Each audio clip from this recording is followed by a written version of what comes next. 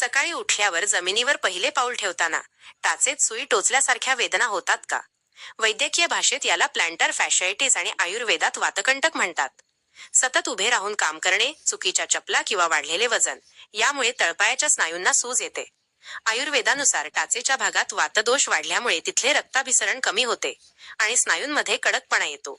यावर प्रभावी उपाय म्हणजे रात्री झोपण्यापूर्वी क्षीरबला किंवा महानारायण तेलाने टाचेला 10 मिनिटे मसाज करा.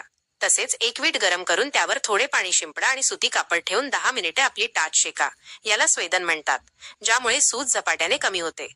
जर वेदना खूप जुन्या असतील तर आयुर्वेदिक तज्ज्ञांच्या सल्ल्याने अग्निकर्म किंवा रक्तमोक्षण ही पंचकर्मे नक्की करून घ्या, ज्यामुळे रक्ताभिसरण सुधारून कायमस्वरूपी आराम मिळतो.